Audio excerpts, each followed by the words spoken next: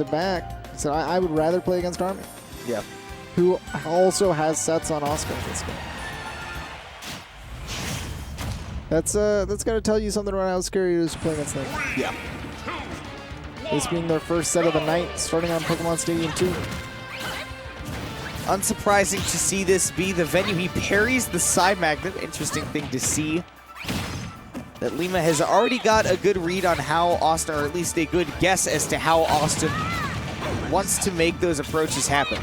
You'll see that a lot. If Awestin gets that PK Fire on the Bayonetta, he's going to back up. He doesn't want to get that activation because you can witch time out of getting hit by PK Fire. Yes. Don't want to play it too close. And Lima playing a little bit too much on that ledge, and Awestin getting the full sauce on that charge. And Lima does not have the resources to make it back. That is incredible how good that down smash and up smash are. Down throw sets up for a forward air, gets a good combo going. But Lima catching that landing and juggling Awestin on these platforms. But once again, the momentum stalls are so big for Awestin, it expands his threat range. Off stage, though, that's where Awestin dies. If he gets put off stage once, Lima can absolutely take advantage of that. I was going to say, man, you want to talk about threat ranges. Lima can cover an entire stage with no problem. That extends off the stage as well. We're getting a lot of kills on Awestin that way before. Border catches Lima jumping from the ledge. PK Thunder, good pressure. And a punish on the back air as well. Waits, yeah. Awestin just backing up. He doesn't want to deal with the witch time there.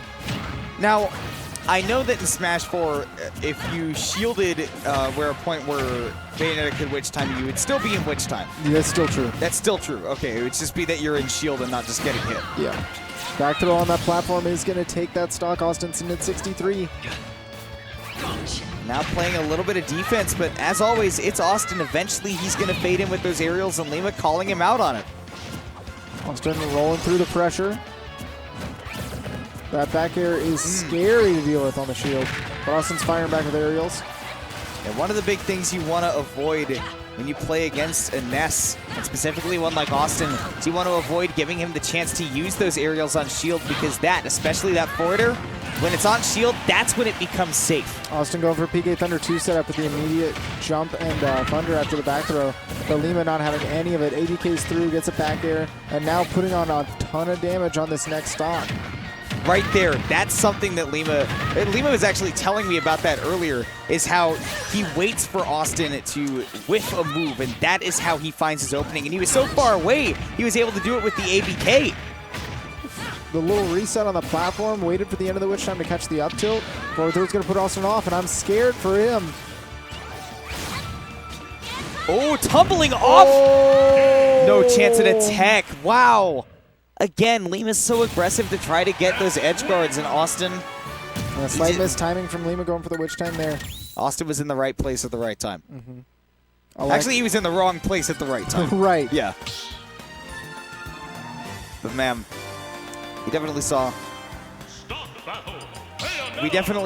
that Awestin, I mean, just the way that he attacks your shield, that is where he becomes so dangerous. We saw many times where he would like do a forward air on shield, and we would think, all right, so he's going to cross him up now, and then he just fades back, and it's a totally safe forward air, and that is the kind of thing that Lima has to be very aware of. Because again, once Ness aerials your shield, that's when it's safe. You got to punish him for whiffing before he can get that next one out.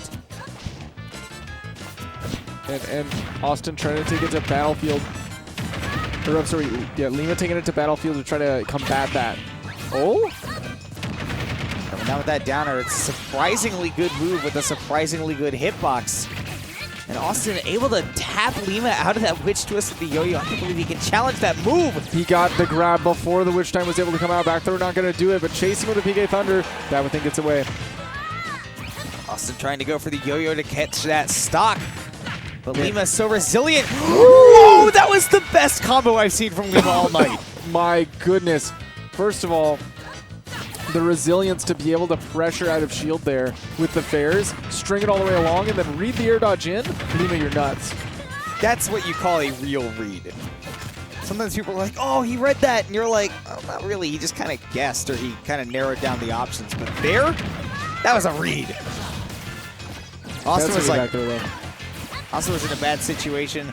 Not as bad of a situation now as the stocks are evened, and we've seen the way that this guy can put on damage and even take early stocks. We'll see what the strategy is when he gets the Bayonetta off stage, because he needs time to set that up, and so far he hasn't had that. Okay, falling up there, just getting a baby hit of it. Falling up there is such a ridiculous move. Well timed. Yeah. Lima almost intercepting between the Thunder and the Awestin. All right, charging on the ledge, but this time Lima going for the high recovery. Clips Awestin in the meantime. Waiting for that back air to come out. That down air looks like it's consistently shredding people through shields. Either everyone is dropping that early or that move is consistently hitting through shields. I wonder if you have to angle the shield down maybe to protect against the Shockwave. That could be it. Lima once again not keeping track of those resources off stage. After getting clipped by the Thunder tail, that's a little bit difficult. All right, once again, Awestin punishing Lima for even the smallest bit of landing lag. It's just those landings that Awestin is so consistently good at punishing, and especially when Bayonetta gets that extra landing lag. You can see right there when she uses multiple special moves, she has a lot more lag when she lands on the stage. Austin's been taking big advantage of that. Nair out of shield is a great option. Waits for the Witch Time, gets a punish. That Witch Time was preemptively trying to take care of that PK fire, and it hits high. Wow. That's a trade I'll take any day of the week. I didn't expect it to reach so high. I wonder if you're able to manipulate the yo-yo a little bit. Or maybe Awestin detonated it a little bit early so that it would hit high. It's possible. As it comes back. Or maybe Lima just went for a slightly lower ABK than we saw last time. It's interesting, like you almost always think of that ABK as like almost entirely unchallengeable, and Awestin just does it with the yo-yo somehow. Yeah, when you got a disjoint, you can toss something out. Can't it's be even fearful all the traded time. still, you know? Yeah, yeah. Goes to show you how good that move is, man. Going back to Battlefield, see if Lima can make magic happen this third game that didn't happen the second. If Awestin wins this game, that's it. Tournament's over, 3-0 and a handshake, and Awestin wins another ultimate Shockwave. But if Lima wins this one, he's still got 2 more to go before he even just resets the bracket to continue the gauntlet of Awestin games. It's a struggle coming from losers, especially against a guy like Awestin, who just, as a set goes on, he ages like fine wine. But Lima, man, he's played through endurance sets before, and even against Awestin, he's no stranger to making it happen. But step one is get back to stage without burning all those resources. And I like that he uses the Witch Twist there to interrupt Awestin from the yo-yo. Doesn't always snap the ledge the way that it used to, so use that as a blessing in disguise to get that extra hitbox. Yeah. Lima's the only person in the world that would be ready for that. Oh, he gets pineappled under Battlefield! That is so unfortunate. Didn't think he would have to go for an AB kick or ABK away because, God, that would, you know, why would you? Why would an architect design the stage like this? We've seen a couple of kind of poor, by the way, great recovery by Awestin. I just wanted to say we've seen a couple of kind of poor SDs from Lima tonight, but neither of the ones against Awestin were particularly totally his fault. Right, that's, you know, you can't blame him for everything. Yeah. Sometimes you mess up and sometimes the game really is not on your side. Wow. Quick landing from Awestin using that waveland. And Lima just not quite able to net that kill with that forward throw. Gonna go for it again, and at 177 should take the stock. Couple extra pummels, couple extra damage from the last throw. Even if it's still a little bit, you're gonna be able to take that one. Without taking too much damage in the meantime either, Lima can really, really lap Awestin right now. Or not lap, but you know, overtake this lead with just one combo. That's what he's looking for right here. Waits for Awestin to commit after that heel slide. Under a platform, though, if Bayo goes for a Witch Twist out of shield or from grounded, she can't actually convert off of it unless she jumps off the ground. She'll go enter end like immediately on that platform. Yeah, can I say, like, low-key, I actually really like Lima just doing that dive kick onto the PK Thunder so that he's just like, no PK Thunder 2, I'll just take the hit, it's fine. Right, dangerous right there, and challenging that yo-yo with the get-up attack. Like we've said, people just need to start doing that, man. Oh, but sometimes you can't challenge it with every hitbox you got. The get-up attack's free because it's fully invincible, but even the Witch Twist doesn't beat out the, the down smash. That's crazy.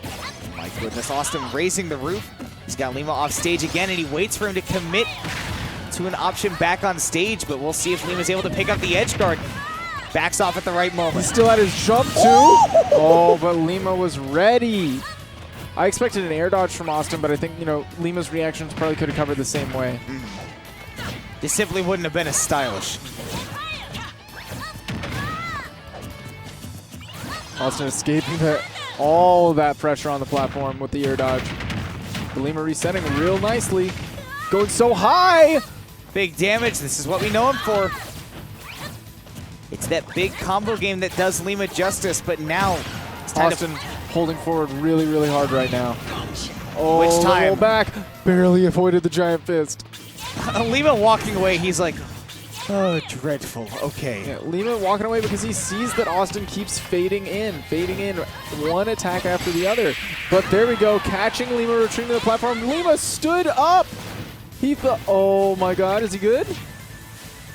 Air dodge? That's all he had. No, Lima went so deep because he just wanted to get that time against Awestin, and he just didn't have enough. And that's kind of the thing, is that if you surrender too much of that stage when Awestin is leaning forward and you say, you know, one of the best ways to counter somebody that is rushing you or even fake rushing you is to just hold back and retreat a little bit. But if you keep retreating, eventually you're in the corner and you have to choose something. And eventually Awestin just gets him off stage and takes the game. Yeah, with a 3-0 Awestin overcoming all of the people that keep putting him in losers, send him out of brackets. Today he won it from winner's side pretty confidently.